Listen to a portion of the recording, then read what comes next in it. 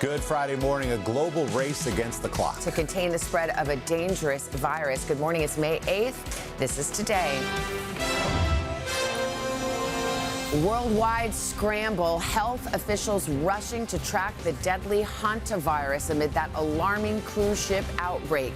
New suspected cases popping up in multiple countries now.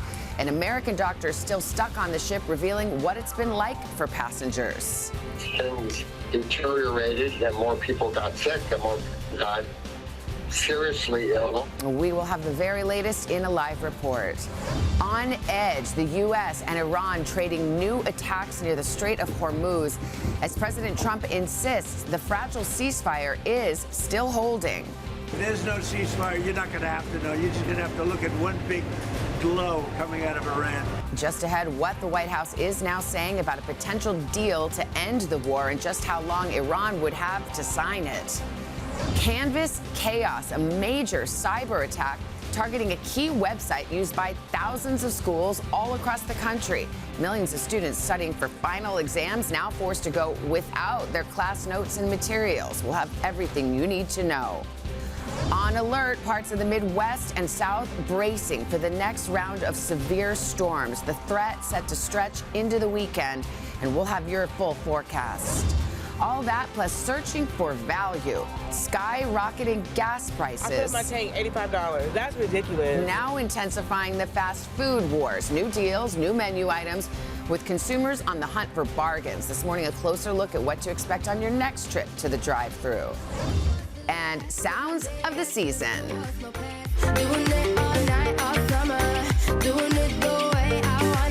Our summer concert series kicks off with Zara Larsson, the chart-topping pop sensation with the music and moves to prove it.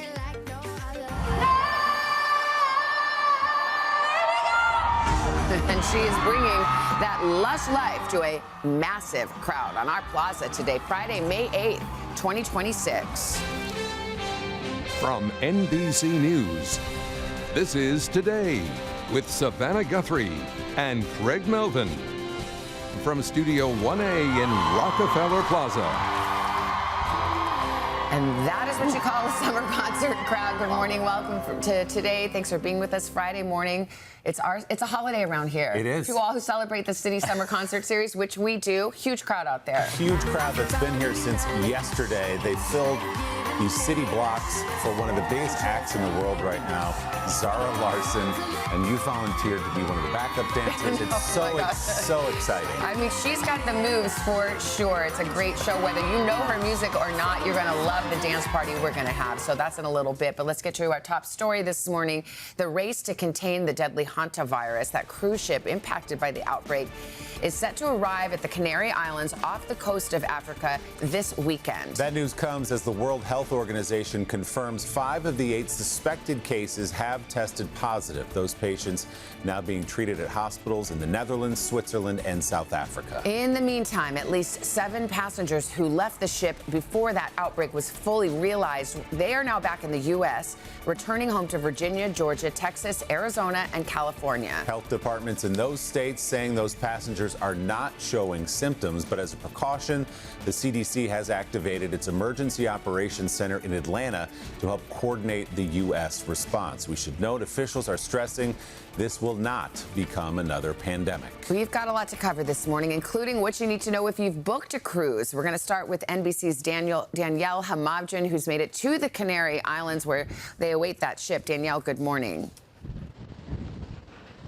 Good morning from a very windy Tenerife, Savannah. Despite protests across the Canary Islands, despite opposition by local politicians, this ship is on its way and is expected to arrive here at noon on Sunday.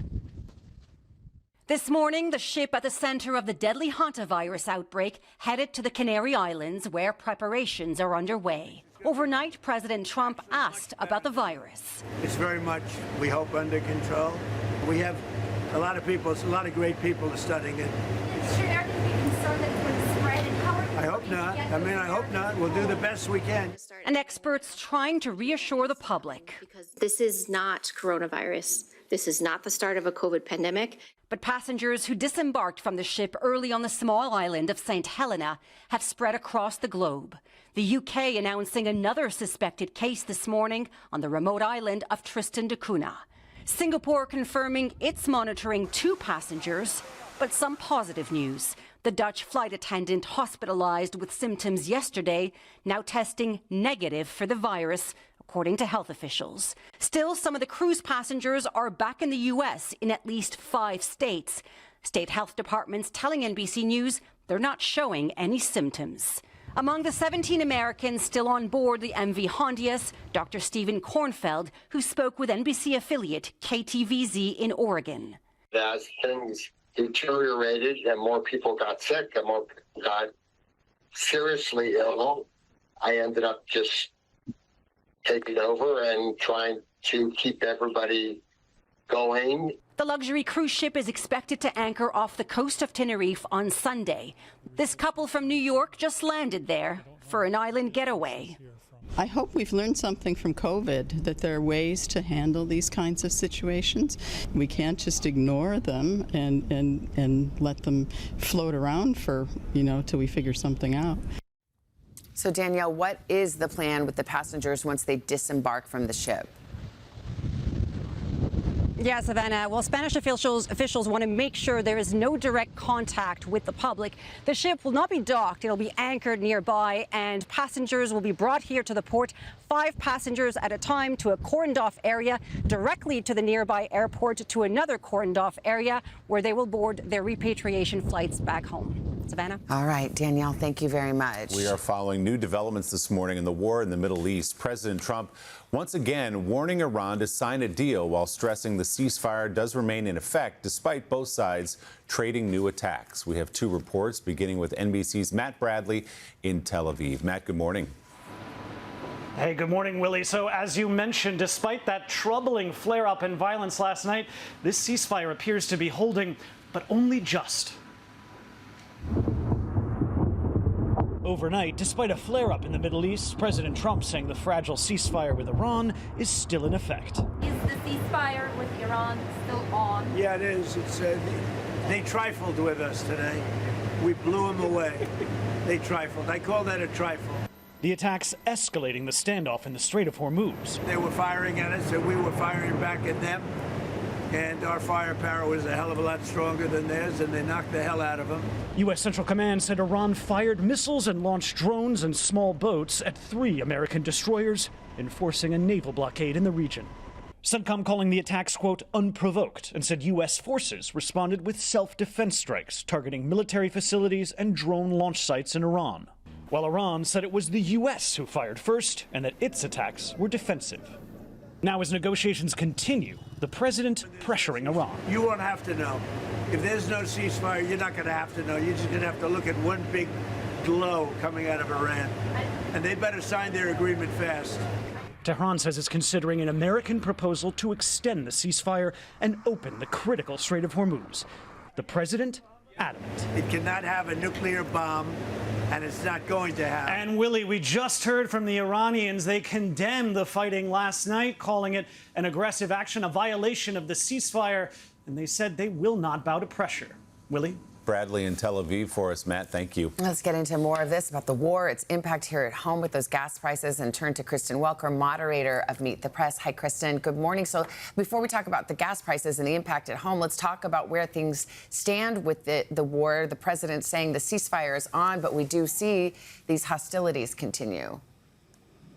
Well, Savannah, it's so good to be with you. And you're right. And look, it's just not clear exactly what the strategy is right now, given all of that mixed messaging, and particularly given the hostilities overnight.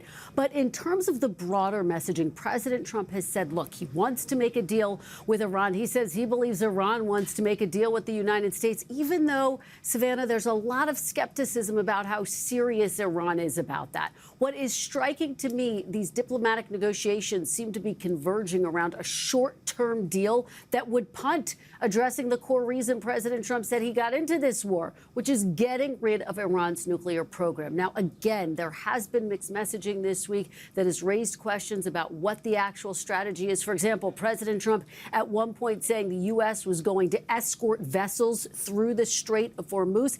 He even sent his Secretary of State to talk about that in the White House briefing room, but then hours later abruptly canceled that plan amid pushback from Gulf allies. And of course, looming large over all of this, the incredibly fragile ceasefire that Matt was just talking about. It's being consistently tested as the war remains deeply unpopular with Americans in poll after poll, Savannah and Willie. Yeah, Kristen, unpopular domestically because of gas prices and the impacts of the war on those. They continue to rise.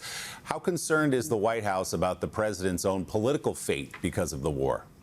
Privately, there is a lot of concern because gas prices are central, not just to the way the public views President Trump, but frankly, to the Republican Party overall. The latest polls that we are seeing show just how impactful gas prices have been for Americans. This is a new NPR PBS Marist poll out this week. It shows 37% approve of the job the president is doing. But look at this, 59% disapprove. That's the highest disapproval number across President Trump's two terms. And those numbers are being dragged down by the economy, by gas prices. That same poll showing 8 in 10 Americans say gas prices are putting a real strain on their household budget. If we just want to zoom out for a second, this is causing concern within the Republican Party. The midterms, of course, just months away. I had a Republican strategist telling me overnight, if these gas prices don't start to come down within about 6 weeks, this is going to become even more dire for Republicans. And the challenge, of course, even if the war were to end tomorrow, guys, it could take months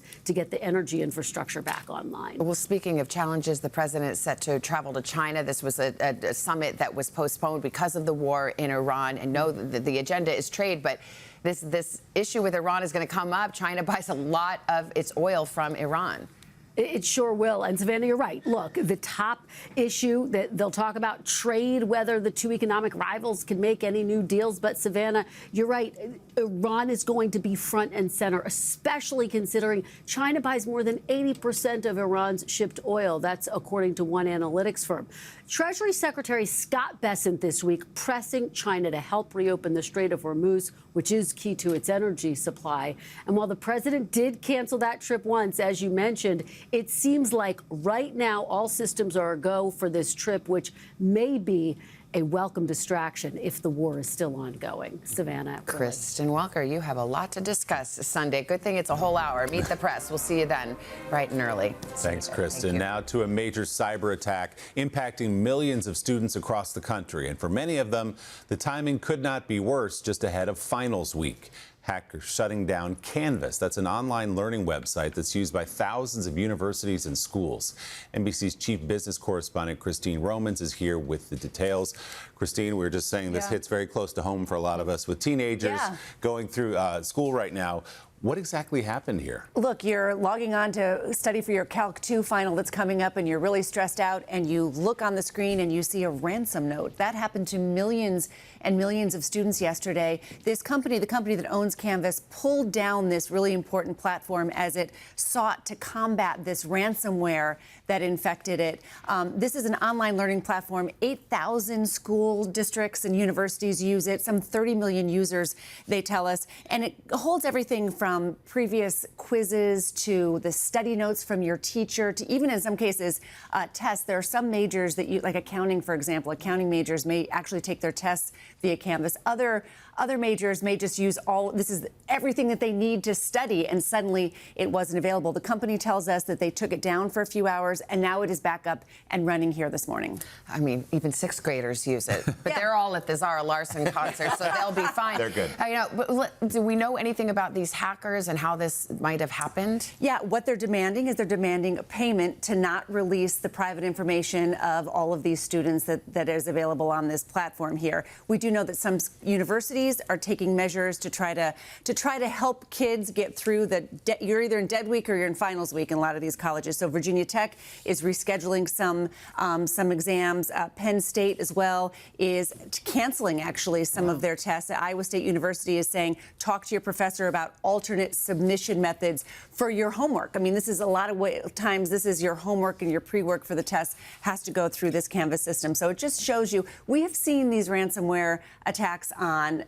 public utilities. We've seen them on hospitals. We've seen them on universities. It's just kind of a way of the world right now. It really is, but glad to hear it's back up and running this morning. Back up and running. Christine, thanks so much. Let's talk about the weather. Parts of the Mississippi are picking up the pieces this morning following Wednesday's tornadoes that swept across Mississippi, leaving a path of destruction. Look at that. 3 major twisters and up to 11 smaller ones ripped through several counties. Local officials still working to assess the full scope of the damage. Hundreds of homes and businesses were reduced to rubble. You see it right there. And at least 17 people were hurt. All right. Dylan is in this morning for Al with a look at what to expect as we head into the weekend. Good morning, Dylan. Good morning, guys. Spring is that time of year we have the potential to get some of these severe storms. And over the next several days, it's really more of an isolated risk of severe storms. Today, this afternoon into this evening, we will see through Oklahoma City, through Tulsa, stretching down into parts of Texas, large hail up to 2 inches or more in diameter.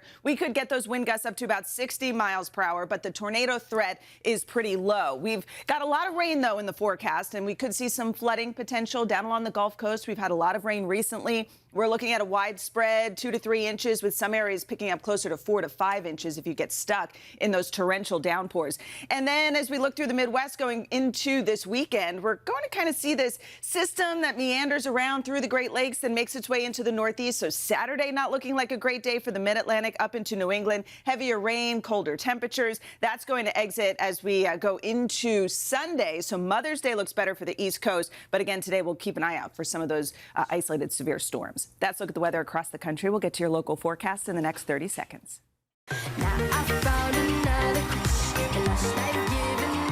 Back 7:30, Carson, the summer concert series. Yes. It's on. Have you been learning the choreo? Not yet, but I still have an hour. Well, this is our summer concert series kickoff, and this is the way you do it. This is huge crowd. Look at the kids. I mean, Canvas isn't working. They're here. Pop star Zara Larson is going to do the honors, as I said, in about an hour. And I've scoured my wardrobe to find my lush life look. Yes. I'm in it. Yes. Is this your look? This is it. You look very lush. Can't wait to go outside. Yeah. I knew she was a big deal. I didn't realize how big a deal she was until I arrived this morning and saw that crowd out there. I mean, massive. The whole city blocks are covered with folks. So. We're going to get to Zara in just a bit, but first in this half hour, more on that cruise ship hantavirus outbreak and the health and safety concerns it's raising for all cruises heading into the busy summer travel season. Yeah, NBC's Jesse Kirsch joins us from Port Miami this morning with more on that, what you need to know if you are planning to go on a cruise soon and you want to stay safe and healthy. Jesse, good morning. Hey guys, good morning. Cruising has become increasingly popular in recent years. In fact, AAA says more than 20 million Americans are expected to set sail this year alone. And if you are planning to step aboard a ship, there are steps you can take to hopefully enjoy smooth sailing. As the world watches this cruise ship hantavirus outbreak unfold, this morning people are taking notice an ocean away. I booked my first ever cruise last night, and I woke up to this. The hantavirus. Everyone keeps sending me hantavirus stuff. Glenna Horowitz is currently at sea with a different cruise line. About 24 hours into her voyage, she started hearing about hantavirus from social media and family back home. Did it seem like people started acting differently after word of the hantavirus started getting out? No, I think it's still pretty hush-hush, but I was on the elevator yesterday and somebody coughed around me and I ran. I was gone. While doctors say hantavirus infections are extremely rare and almost never transmitted human to human, other illnesses like norovirus and COVID can spread more easily on these floating cities, where people spend a lot of time in close quarters. When people say that cruise ships are like petri dishes, is that a fair term? It's a fair term because the majority of illnesses that we see on cruise ships are gastrointestinal illnesses or respiratory illnesses transmitted through viruses and bacteria. Cruise ships also bring people together from all over, including communities with lower vaccination rates. And diseases can spread during port visits, too. Still, the industry has made progress. The CDC says from 2006 to 2019, GI illness rates among passengers were nearly cut in half. If you're getting ready for a summer trip at sea, your cruise line may detail specific medical policies. Royal Caribbean says it may require guests to quarantine or participate in contact tracing. And Carnival says our medical team is on standby 24/7 on board each and every vessel. Experts recommend frequent hand washing, especially before eating and after using the bathroom. With hygiene in mind, Glenna is trying to stay healthy on the high seas. Anytime you enter the buffet, they literally yell at you if you're not washing your hands. So I think the crew has done a really lovely job. So, Jesse, is there anything you can do before you get on to make sure you're set in case of something like this happening? Yeah, absolutely, Savannah. The CDC says if you have a pre-existing medical condition or special needs, you should contact the cruise line's customer service team before you get on board so you know exactly what kind of medical services they can provide on the specific ship you'd be on. The CDC also advising everyone to consider travel health insurance so you're covered in case you need it. And doctors say if you are around someone who has symptoms of an illness, one of those masks, like the ones we've gotten really familiar with in recent years, can help keep you safe. And of course, if you are not feeling well, it never hurts to get checked out. Savannah. All right, Jesse, thank you very much. All right, guys, still ahead. We got a great PSSP for you, a little Beatles history. We're going to give you a listen to Sir Paul McCartney's brand new song, and it's his very first duet with Ringo Starr. Wow. All right, look forward to that. But first, Emily Aketa is here, checking out the fast food wars heating up now with new items and big deals. Yeah, that's right. Good morning to you. More Americans are reaching for burgers, fries, chicken nuggets, and not just because they're loving it, but because of the price point. Coming up, a closer look at how sky-high gas prices are shaping the restaurant industry. Stay with us. We're back 7:38 this morning on In Depth Today. The fast food wars are on. Yes, they are, and chains all across the country rolling out new menu items and deals to try and lure families in the door. NBC's Emily Aketa is here with a closer look at how and why restaurants are beefing up those offerings. Hey, Emily. Yeah, hey guys, good morning to you. We love a good deal around here. For chains like McDonald's and Taco Bell, the secret sauce to their success this year has been in their value menus. That's because families feeling the weight of those sky-high gas prices are prioritizing meals that won't bite into their budget. This morning, the burger brawl is heating up. The most McDonald's burger yet. As fast food chains supercharge their value menus to win over cautious customers facing pain at the pump. I put up my tank $85. That's ridiculous. Despite uncertainty from the war, McDonald's this week reporting sales grew nearly 4% in the U.S. from a year earlier. Better than expected success, with the company's CEO saying McDonald's is not going to get beat on value, touting its growing list of items for under $3 and $4 breakfast meal deal. McValue 2.0 is here. How big of a deal is value right now? Value is a very big deal right now. The low-income consumer is really pressured by inflation. About 3 in 10 visits are based on some form of deal. The world's biggest burger chain made waves in March. I love this product. It is so good. After its CEO posted a video of himself taking a tiny bite of a limited-time behemoth burger. That's a big bite for a big arch. Customers and rivals eating up the opportunity to poke fun across social media. Only one thing missing. A napkin. While some chains have struggled this season, Burger King and Taco Bell are also relishing strong starts to the year, leaning into social media more than ever. You can have a crispy chicken crunch wrap slider. A lot of restaurants are paying close attention to what is going viral on social media, and they are trying to jump on board. Experts say sales will continue to sprout up this season. KFC just started offering a $10 bucket of the day. An epic menu of galactic proportions awaits. And Burger King launched Star Wars offerings on May the 4th, hoping the Force lures in more calculated customers. And experts say watch for more menu innovation as another way to catch customers' eyes. This week, McDonald's is rolling out new refreshers and dirty soda-inspired drinks as it tries to take a sip of the booming beverage business. Of course, guys, we can't talk about breakfast without breakfast.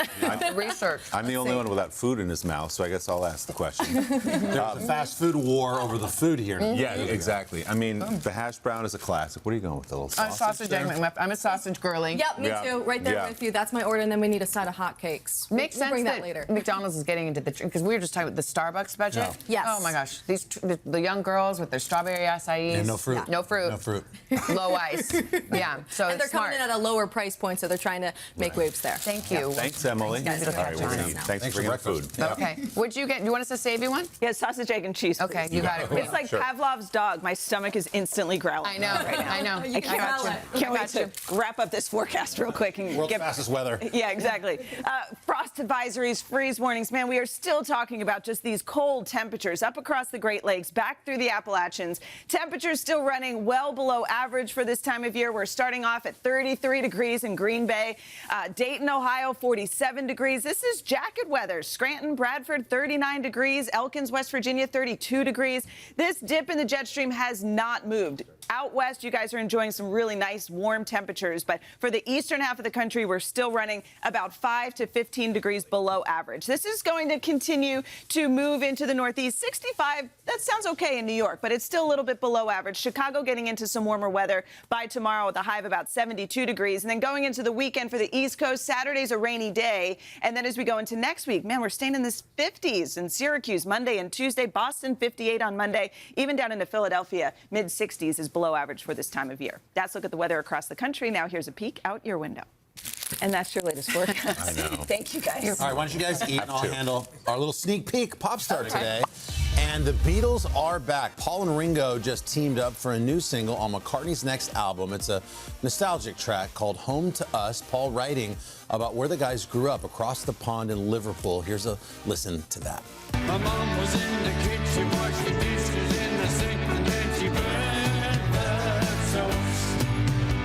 The kids are in the alley playing ball till the sun goes down.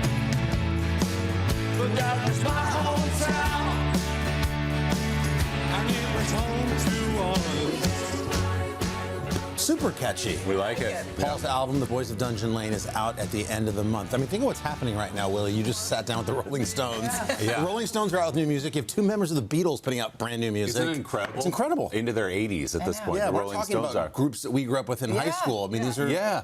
But it's all music that stays true to their brand. Yeah, right? So you still enjoy it as much. McCartney actually is on, I think I'm allowed to say this, is on the Stones' new album. He does a song with Mick. Mick and McCartney together all these years later on the Rolling What's going Stones to happen album. if you weren't supposed to say that? It's like, I'm is done. McCartney going to call I'm you? just You're like, vaporize here on the set right Man, now. what did you do? Yeah. All right, Carson, thanks. Lots more Pop Start and your morning boost straight ahead. But first, these messages. Is Lizzo still on the Stones album? Yeah, exactly.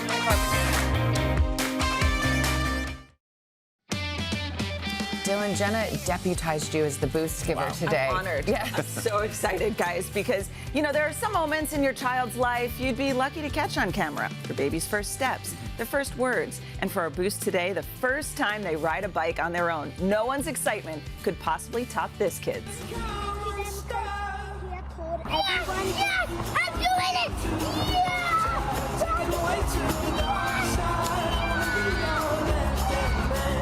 Speed is your friend. God, it gives me anxiety watching that or doing that with I know. Oh, boy. Oh, gosh. But you know what? You're so He stuck nervous. the landing. Oh, she did so trying good. to keep up. There's nothing harder than teaching a kid to ride a bike. By the way, in this case, it's hard because speed is your friend right there. Yes. She needs to keep maintain going. that speed to stay upright. Yes. But there's always... But then that makes the fall harder. And so close to that cement pylon thing. She found the bush, though. That was good. Yeah, Just take it into a she soft landed bush. on the grass, so that was great. So congratulations. I'm not boosted. I'm anxiety Me too. riddled. Me too. I'm like, You brought it all back. Yes. The back pain from like, getting Oh my over and gosh. holding them. I would just hold the helmet. You're doing good, kid. Guys, still ahead. We got a packed pop start, including big news on the coach that is set to make their return on our little show, The Voice. Yes, you already know it's out there. Plus, we're getting closer to the start of summer. Let's go out to the plaza where they've been waiting overnight for us to kick off our summer concert series, and we're doing it in a big way with global sensation Zara Larsson. But first, your local news.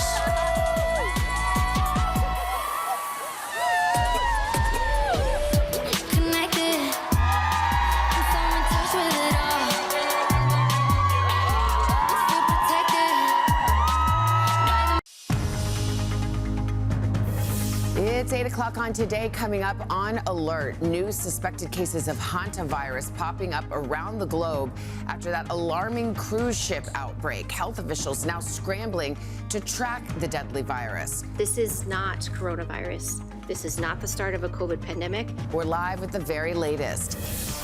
Then, heart and soul. We're celebrating National Nurses Week with the special story of one amazing father. Taking care of kids, it's just where I was meant to be.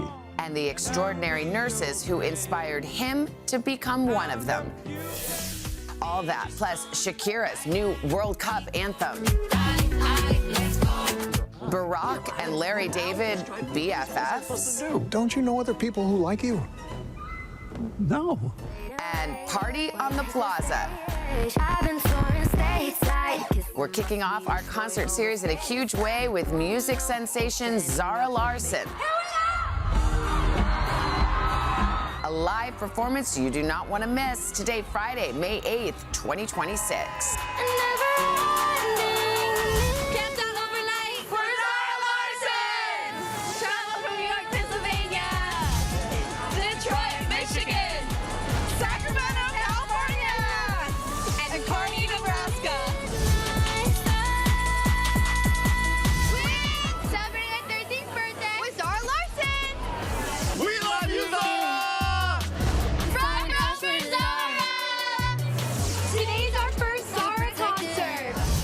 Ready to kick off summer on the plaza?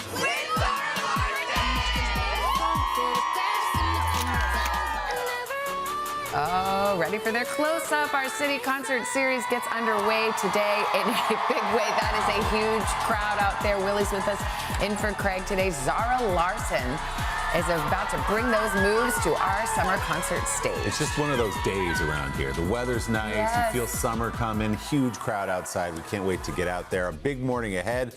And something big on Monday as well. Our buddy, the one and only Jimmy Fallon, joins us for an exclusive announcement I promise you do not want to miss. This is going to be a good one. Let's get to your news. 8 o'clock now. We began with the race to contain the deadly hantavirus. New suspected cases now popping up in multiple countries.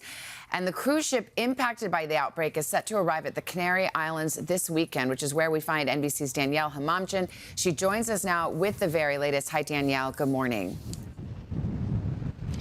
Good morning, Savannah. You know, Tenerife is an island that depends heavily on tourism. And as locals have told us, all it takes is one case of the virus and it could be a disaster for residents. But despite protests across the Canary Islands, despite opposition by local politicians, this ship is on its way and it's expected to arrive here at noon on Sunday.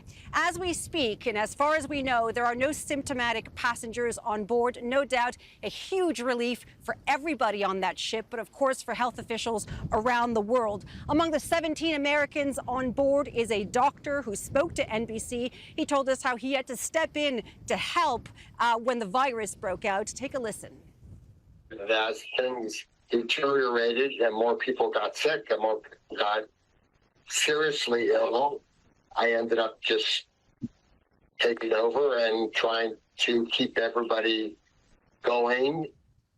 Now, meanwhile, all those who got off the ship on April 24th are now scattered all over the world. We know that there are Americans across 5 states. They're not showing any symptoms. This morning, the UK confirming it is monitoring 1 suspected case. Singapore monitoring 2 possible cases as well. Now, when this ship arrives here on Sunday, there will be no direct contact with the public. They'll be taken directly to the airport, to a cordoned off area. They'll board repatriation flights, and in some cases, Savannah, they'll have to quarantine when they come back home for up to 45 days. Back to you. A long road, Danielle. Thank you very much. Back here at home, Tennessee lawmakers passed a new congressional map yesterday, dividing up the state's lone majority black district. The redrawn district lines put Republicans in position to gain a seat in this fall's midterm elections and to secure full control over Tennessee's congressional delegation. Tennessee now becomes the 9th state to enact a new congressional map ahead of the midterms.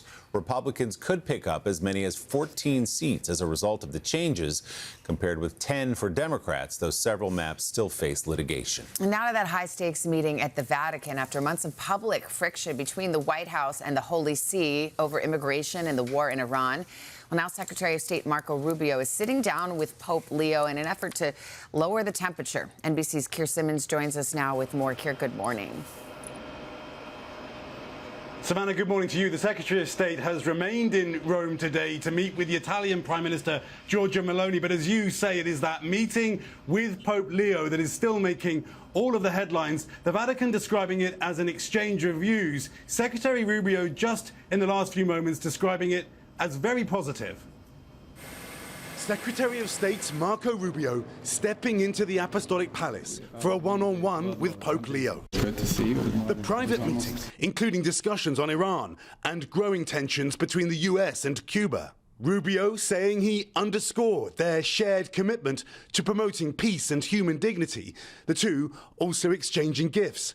A miniature crystal football stamped with the State Department seal for the Holy Father and a symbolic olive wood pen for the Secretary, who is a practicing Catholic. Olive being, of course, plant of peace. Rubio's visit comes after months of public sparring between the White House and the Holy See. The Pope has been openly critical of the administration's immigration policies and the war in Iran, that criticism drawing repeated attacks from the president. I'm not a big fan of Pope Leo. He thinks it's just fine for Iran to have a nuclear weapon. I think he's endangering a lot of Catholics and a lot of people. Pope Leo vowing to keep up his appeals for peace. And I will continue to speak out loudly against war, looking to promote peace. At a press conference Tuesday, Rubio denying the meeting was a mea culpa. It's a trip we had planned from before, and obviously we had some stuff that happened. There is a new pope. A new pope has... All of this as the Pope today marks exactly 1 year since his historic election. The first American pontiff in the Catholic Church's 2,000-year history, sparking surprise and celebration in the United States. Since then, Pope Leo has traveled the globe.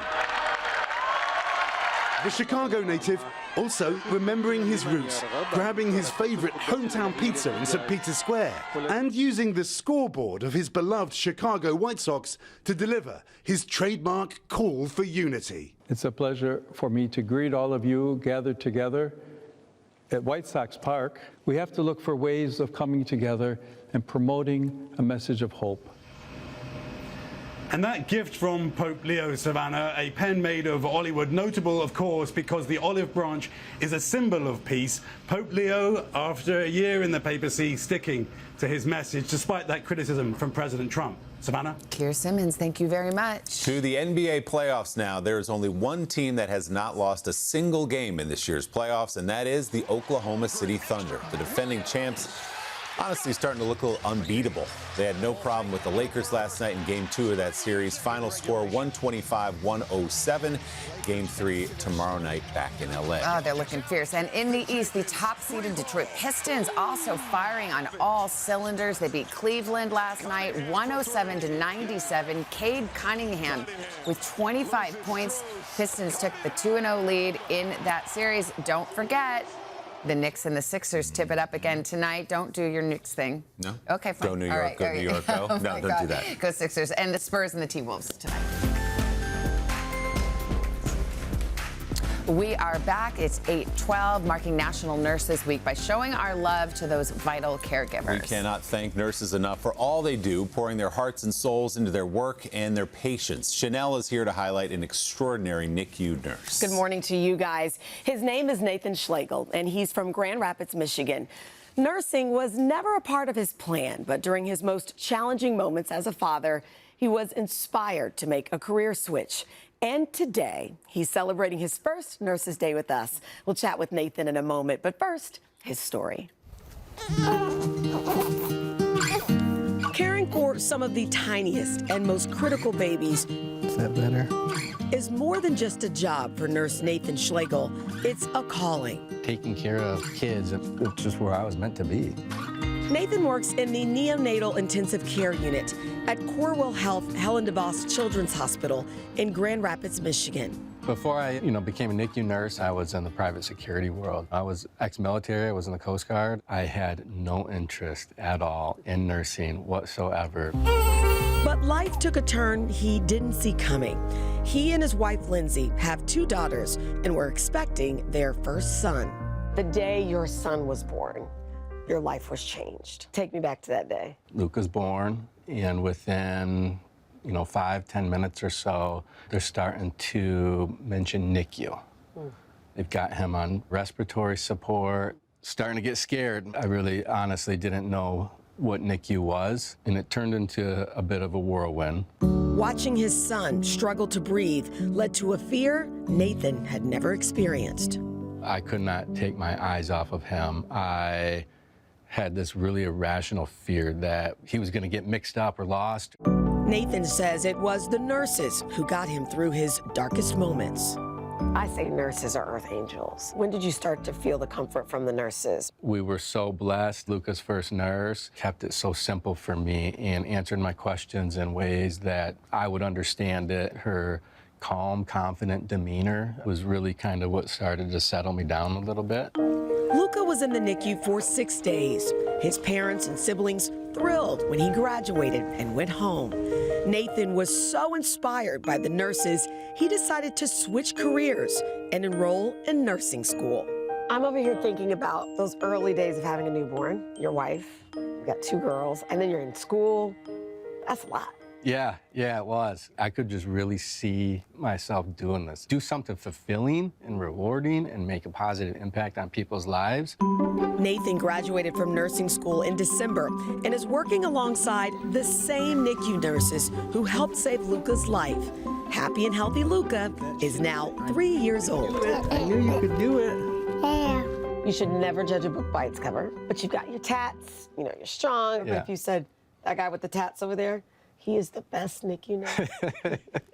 You might not guess. Yeah, that part's definitely not lost on me, that I don't look the part. I laugh inside a little bit. I think we need more of that, especially for dads, the ability to connect on just a guy-to-guy level. Do you find yourself doing that sometimes? Yeah, I do, for sure. The best part for me is just being able to connect with those parents and having the opportunity to try and give back what was given to me in that moment. A full circle moment that Nathan says makes the job worth it. I don't think nurses just become a nurse because I just want to go to work and collect a paycheck. It's difficult work. It can be emotionally high, emotionally low. It can be physically hard. We're there because we want to care for our patients. This is what I want to do. This is where I want to be. Oh, what a guy. We are inspired. We're so happy to have Nathan here with us this morning. And guys, he does a tough shift. It's 7 p.m. to 7 a.m. Oh my You know what I mean? gosh. It's a grind. You're on the overnights. I am on the overnights. Thank you for having me. Of I appreciate course. it. I mean, it's a calling, and you were called. Yeah, absolutely. Do you ever look over in that same spot where Luca was and think, gosh, I was here? Every time. Really? Every time I'm in that area. Oh, do you guys want to meet little Luca? Of course Yes, I we do. Luca, you want to come hug your dad? Come hug your dad. Come on, buddy. Hi. Hey, Oh, sweetheart. Oh, he has a little shirt for you. Let's see your shirt. Look at his shirt. What's it say? What's it say? My dad saves tiny lives. Oh, that is so sweet. So here's the deal. You make such an impact, and there are others who wanted to tell him that he's made such an impact, especially Hannah and Logan Anaskevich, first-time parents of twin boys. I know you remember them. Take a look. Hey Nate, just want to say thank you for everything you've done, not just for our boys, but for our entire family, and how down to earth you've been during the whole process. As a first-time mom with 2 babies in the NICU, it can be a lot, and you always prioritized helping us get skin to skin and to bond with our boys, and we just appreciate everything you've done. Happy Nurses Week. How sweet is that? I mean, there it is. That was just part of your legacy that you're building right now. Yeah, that's great. And just to see those two, it just brings a tear to my eye. I was just about to say, where do the tears come from? What are you feeling? Yeah, where they come from, I'm not entirely sure, but that was cool to see that. So thank you, everybody. For Nathan, can you describe the leap from I love and respect what these nurses have done for me to I want to become one of those? Because that's a big leap. You've got to go to school. You're changing your career path. As Chanel said, you're busy with kids of your own. How big a step was that for you? Yeah, it was definitely a big step. I just kind of dove right into it. I told Chanel the other day, Luca was born on the 14th of December. I think we were discharged on the 19th, and I was enrolled in classes at the local community college, taking my prerequisites the second week of January. We were like, wait, what did I do? Yeah, what, no, was that like I a whim, or did you always know? Once you did it, you were like, I'm all in. I kind of everything is just all in, right? So I just went all in. I just that experience was enough for me just to see the impact that nurses make, and I just dove in. Well, we have. Are you proud of your daddy? You love your daddy? So we have one more surprise for you. Let's bring in this plaque here. Here's the deal with your dedication to nursing. This is from the Helen DeVos Children's Hospital. They're dedicating a bassinet in Luca's name to the neonatal ICU because, of course, he's your greatest inspiration. You got your own bassinet? So it's going to have his little name on it. Isn't that sweet? That is really cool. Oh, there it is. Look at that. That's what it'll look like. Look at it. Oh, that's Look so at special. that. You know when you interview someone and they're talking about their passion, the way they just light up, it was clear to me. He talked about being in the military and the Coast Guard, and of course he served, but there's something in you that I know just loves to take care of babies. Yeah. And it's just, you can see it. Yeah. It's special. And the rest of your family's here, Yeah, too. they're all How here. proud are The you girls. guys this morning? Those girls are like, okay, can I go outside to Zara now? They got here on a great day because they get a concert. Too. Exactly. Oh, Well, Nathan, thank you so much. Thank you guys. I really mean you have probably inspired a lot of people watching right now, whether it's nursing or something else. Like you feel that itch, you feel that calling, go for it. Yeah, and that means a lot. I never did it because of that. It's crazy just to think about all that, but yeah, that's really cool. You too. Thank you. Good job, Luca. Buddy, good job. Go, pal. Thank you. How old are you, Luca? He's 3. Say 3. Can you say 3? Oh, he was talking. Nurses make the world go around. God bless all of our nurses, Yes. truly. Thank you, Thank Nathan. you. Thank you. Let's have a little pop start. We got to speed through this. We have Zara Larson outside, guys. So let's get right into it. We'll start with Shakira. Last week, it seemed like the entire world gathered on that beach, the Copacabana beach in Rio, where Shakira played one of the biggest shows of her life. There was an insane 2 million people there. And now she's gearing up to take on another massive stage, preparing a new anthem for this summer's World Cup. Here's a peek.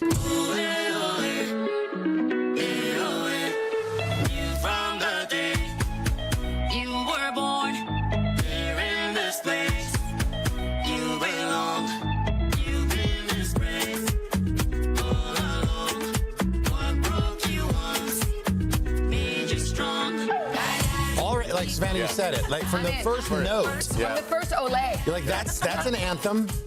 Shaki still got it, doing her thing. Wow. Oh, that looks fun. So there you go. That's just a little taste. The full track drops next week. Next up is Harry Styles. Another music video is out off the singer's latest album, Kiss All the Time, Disco Occasionally. And it's for his song, Dance No More. As you'll see in the video, Harry's actually dancing quite a bit.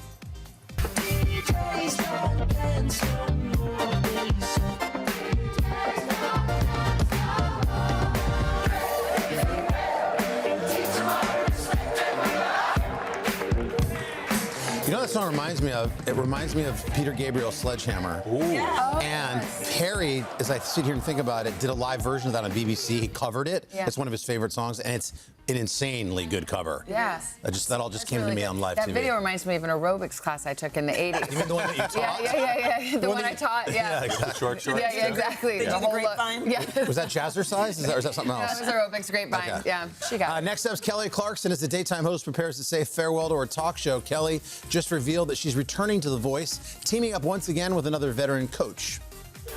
I was trying to be helpful. It epically failed.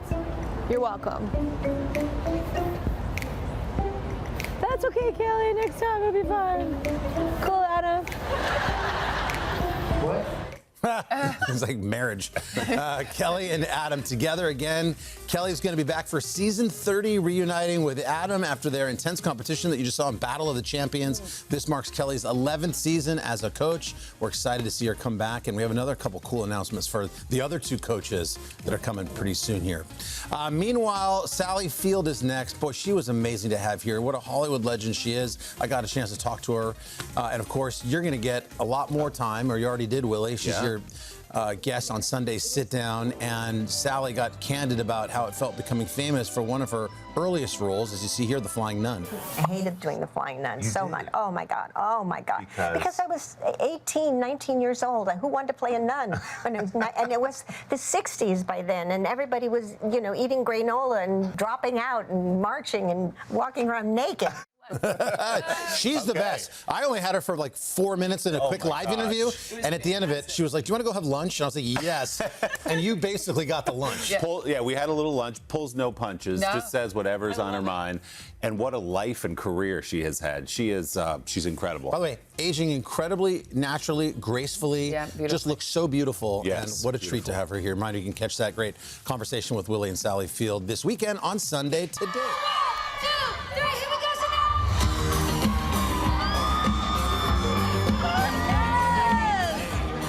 Amazing. Okay, the Today Show has never had a prouder moment. Amazing. Chanel Jones, our girl can dance, right? I was just thinking, like, I know you're busy and all, but if you have some time off, you can join my. Oh, there you go. Go on the next tour. I was just about to say, I got to work for that outfit, but I'll get there. Zara, you are such an entertainer. All of our girls are here, and everybody keeps telling me, go see her in concert. She puts on an amazing show. So fun. Yeah. We really have so much fun. That's what it's all about. I love is it. having fun. I love it.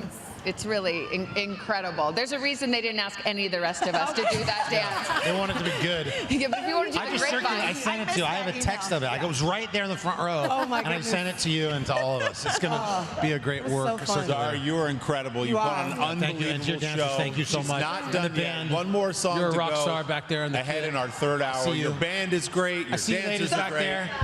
The Women Power rock Band. stars. Waking up early. Rock and roll doesn't start Yes. before 2 p.m., ladies. And then You brought it touring today. right now? Sorry. Are you touring right now? I just finished my tour, but I'll be back. Yes, We'll be back. we know that you- Yes. They were all there. Absolutely. And to you guys who woke up so early this morning, wasn't she amazing? Thank you so much. Back there. I know. Soak it in, Zara. You've earned it. A beautiful show. Thank you for kicking off our City Summer Concert Series. This is one to remember. We have a lot more music ahead in the third hour from Zara, but first, your local news and weather.